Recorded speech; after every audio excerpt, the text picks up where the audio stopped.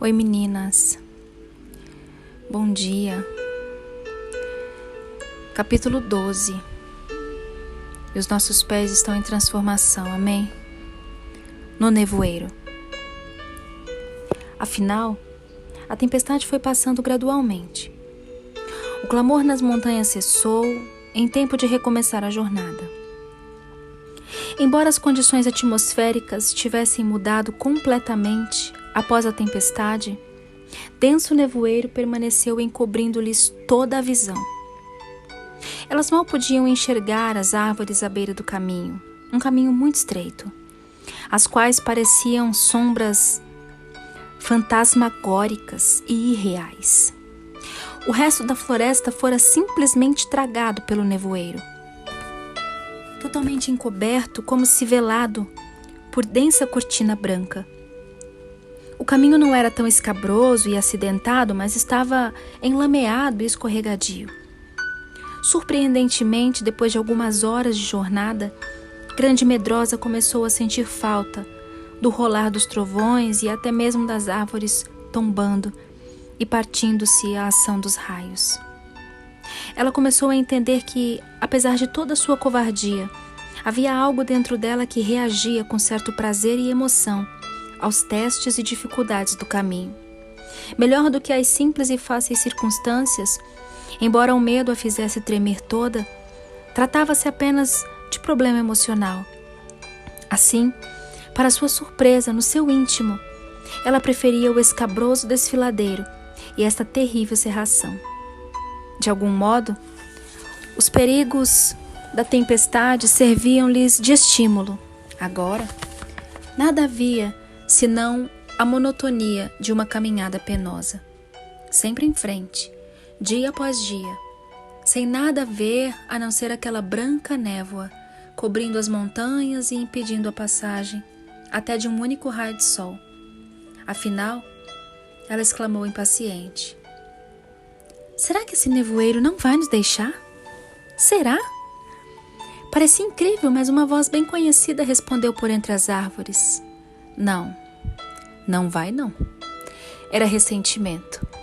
Além do mais, você já deveria saber que esse nevoeiro vai continuar indefinidamente.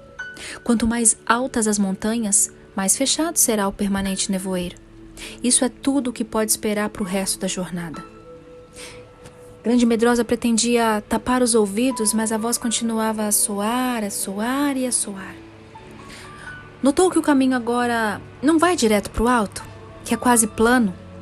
Você deve ter se perdido e rodeia a montanha em círculos. Você não percebe isso mesmo? Grande Medrosa não havia notado isso antes, mas percebeu agora. Elas não subiam, simplesmente moviam-se ao longo da encosta. Um pouco para cima, um pouco para baixo, sendo que as descidas pareciam até mais frequentes. Seria o caso de estarem gradualmente descendo e não subindo? No denso nevoeiro era impossível saber a verdade. Descobriu que havia perdido todo o senso de orientação. Ao perguntar às companheiras sobre o que pensavam do assunto, elas responderam sem rodeio que estavam no caminho certo, o caminho indicado pelo pastor, e que ninguém as persuadiria a desviar-se dele, dando a entender que Grande Medrosa não devia ter prestado atenção às sugestões de ressentimento. Mas insistiu ele, petulante: vocês não acham que nos perdemos nesse nevoeiro? O pastor disse que nos levaria para o alto.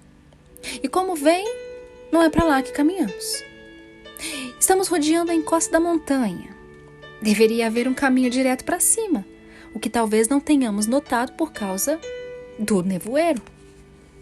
Como única resposta, elas disseram que sabiam por onde estavam indo e que isso era melhor do que ouvir qualquer sugestão de ressentimento. Nessa hora, a voz de amargura surgiu clara. Vocês deviam voltar um pouco e investigar o caminho, ao invés de insistir em avançar. O que pode provar se o caminho é errado e o que a faz andar em círculos. Vocês precisam saber. Tristeza e sofrimento não lhe deram ouvidos, mas infelizmente Grande Medrosa o fez. E disse ainda com maior petulância: acho que deveríamos considerar a sugestão. Talvez fosse melhor voltar. Voltar um pouco e ver se na realidade não perdemos o caminho. Não tem sentido andar em círculos, o que não nos leva a parte alguma. A isso responderam: bem, se estamos andando em círculos, por certo chegaremos, afinal, ao lugar onde começamos a desviar, e se conservarmos os olhos bem abertos, descobriremos o caminho que deixamos para trás. Isso se realmente toda essa conversa não passar de simples imaginação de amargura.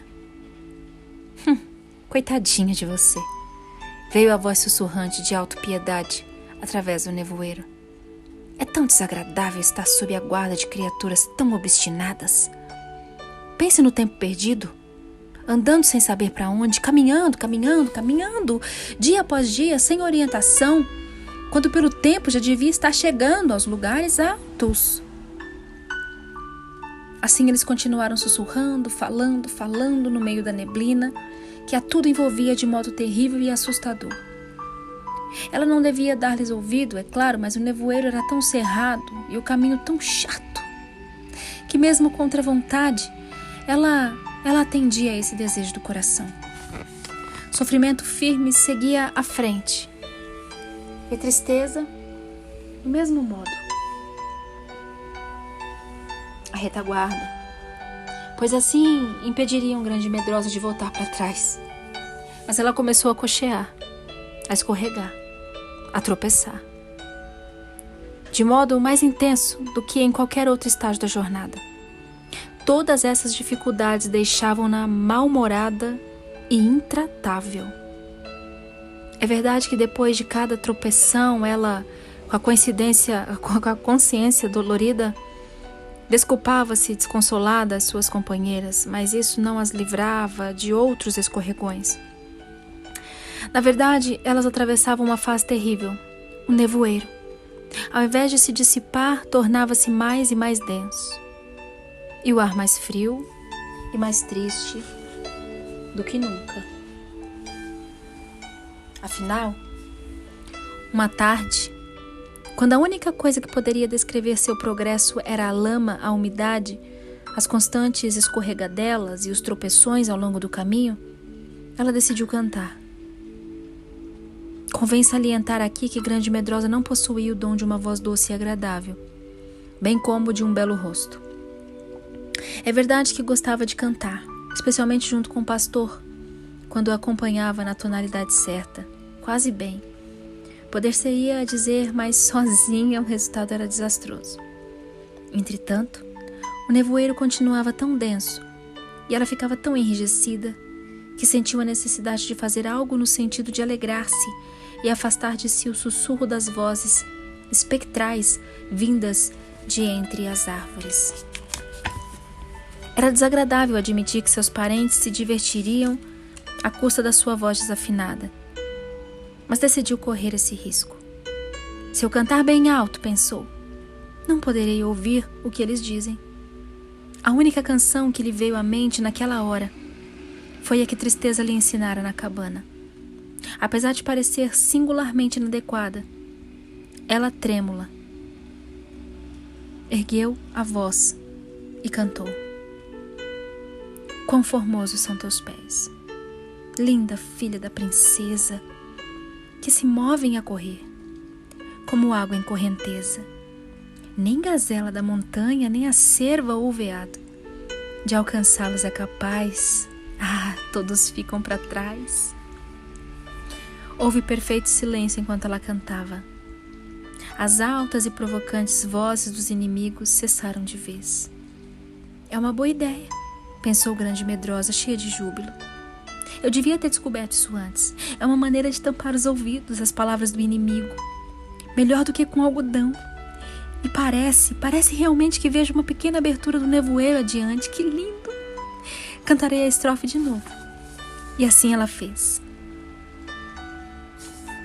Quão formosos são seus pés, linda filha da princesa, que se movem a correr como água em correnteza. Nem gazela da montanha, nem a cerva ou veado, de alcançá-los é capaz. Todos ficam para trás. Que é isso, Grande Medrosa? Perguntou-lhe uma voz em tom alegre. Nunca ouvi essa canção antes. Onde a aprendeu? Ali, com um sorriso especial, aproximava-se dela o próprio pastor. Ai, que bom que ele chegou. É impossível descrever com palavras a alegria de Grande Medrosa ao vê-lo naquele terrível caminho da montanha, envolvido pelo nevoeiro e onde tudo parecia gelado e úmido. Agora, com a sua chegada, o nevoeiro se desfez. Rápido, e os raios do sol voltaram, os primeiros após vários dias, e enfim brilharam. Ah, pastor! Exclamou, tornando-lhe as mãos e sem poder dizer mais nada. Era como se o readquirisse depois de tê-lo perdido. Diga-me, insistiu ele ainda sorrindo, onde aprendeu esta canção, menina? Tristeza me ensinou. Eu não sabia que ela conhecia algumas canções. Ah, pastor, mas ela disse que a letra e a melodia lhe vieram à mente enquanto subíamos pela floresta. Embora eu reconheça que sou desafinada, eu a pedi que me ensinasse porque essa canção me fez pensar no dia em que tu farás meus pés como os da coça e eu nunca mais terei de coxear. E olhou envergonhada para suas roupas úmidas e os seus pés enlameados. Estou alegre por ouvi-la cantar, disse o pastor mais feliz. Penso tratar-se de uma canção particularmente bela. Na verdade, continuou sorrindo, devo acrescentar uma outra estrofe a essa canção. E começou a cantar essas palavras com a mesma melodia. As curvas das tuas coxas como joias são obra de um artista. Quais pedras preciosas, com engastes nas mãos do grande mestre, procuram no palácio pelas pinças. Um porte igual ao dela não tem. Não há quem saiba andar com tanta graça. Ah, pastor, onde encontraste essa estrofe para aplicar a melodia que Tristeza me ensinou? Ele sorriu ao responder. A letra me veio justo agora, enquanto a seguia por esse caminho. A pobre Grande Medrosa, sabendo que vinha escorregando e tropeçando mais do que antes, sentiu o sangue subir-lhe o rosto. Ela nada disse, somente olhou para ele envergonhada. Talvez você não saiba, disse ele gentil em resposta àquele olhar, mas não penso em você da maneira como é agora, mas de como será quando eu levá-la para o reino do amor e lavá-la de todas as manchas e impurezas da jornada. Se eu caminhar atrás de você e perceber suas dificuldades, quedas e escorregões, pensarei no que você será quando estiver comigo, saltando lépida nos lugares altos. Você não gostaria de aprender a cantar a minha estrofe, como fez com a Tristeza que lhe ensinou? Sim, ela disse agradecida, tornando-lhe a mão de novo. Certamente a aprenderei e a cantarei. A essa altura o nevoeiro dissipara totalmente. O sol brilhando fazia as árvores molhadas e a grama úmida tremeluzirem de alegria. As três, agradecidas, aceitaram a sugestão do pastor de sentarem-se por algum tempo. Descansaram e alegraram-se ao sol. Tristeza e sofrimento, como sempre o fazia quando o pastor estava presente, afastaram-se a fim de permitir que ele e Grande Medrosa pudessem conversar com mais liberdade. Ela lhe contou toda a triste história da sua longa peregrinação no nevoeiro, ataques de ressentimento, amargura e autopiedade, e de seu medo de que talvez tivessem afinal errado o caminho por conta da falta de visibilidade. Acha que eu permitiria que se desviasse do caminho rumo aos lugares altos sem fazer algo para se prevenir? Perguntou o pastor calmo. Ela olhou para ele com tristeza e disse, suspirando: quando o ressentimento e os demais sussurraram aos meus ouvidos, eu me sinto quase pronta a crer em tudo, não importa quão absurdo seja. Seria melhor você se tornar cantora, disse ele sorrindo. Assim, enquanto estiver cantando, não ouvirá o que dizem. Pergunte à tristeza e ao sofrimento se tem outro cântico para lhe ensinar. Volte e considere boas guias elas são, não é, grande medrosa? Ela olhou para ele, atenta, e assentiu com a cabeça. Sim, muito boas. Eu nunca poderia pensar que isso fosse possível. Pastor, mas o fato é que, de algum modo, eu vinha amá-las. Quando as vi pela primeira vez, elas me pareceram terríveis, fortes e graves. Estava certa de que seriam ásperas e rudes comigo, sem se importar com os meus sentimentos. Como eu tremia! Mas elas foram bondosas e muito, muito carinhosas comigo. Acho até que elas aprenderam a ser gentis e pacientes ao ver a tua bondade e meiguice. Nunca poderia ter assumido a caminhada sem elas. Continuou agradecida. E a coisa mais interessante é que gostam de ajudar a uma pequena feia aleijada como eu. Elas querem realmente me guiar para lugares altos. Não só por ser essa a ordem que lhe deste, mas também porque elas querem realmente que eu, uma covarde, seja transformada. Sabe, pastor, faz grande diferença em meus sentimentos com relação a elas o fato de nunca mais olhá-las com medo, mas como amigas interessadas em me ajudar. Sei que pode parecer ridículo, mas às vezes sinto que me amam e querem ir comigo de livre e espontânea vontade. Ao terminar de falar, olhou para o rosto do pastor e surpreendeu-se ao vê-lo tentando evitar o sorriso. Sem nada dizer, por um momento, ele se voltou para as guias. Grande Medrosa acompanhou com o olhar. Afastadas deles, as guias não sabiam que estavam sendo observadas. Assentadas bem juntas, com seus véus jogados para trás, elas olhavam além, para as montanhas dos lugares altos.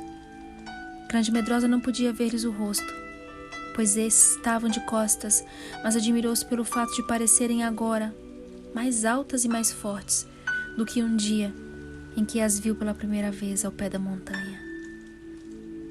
Havia algo de indescritível majestade nas pessoas delas naquele momento, e uma espécie de radiante expectação em sua atitude.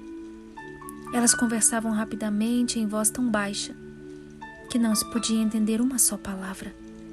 Seria possível? Sim, era. Elas estavam rindo. Que conversavam sobre algo divertido, não havia dúvida. O pastor observou-as por algum tempo em silêncio e então virou-se para a Grande Medrosa.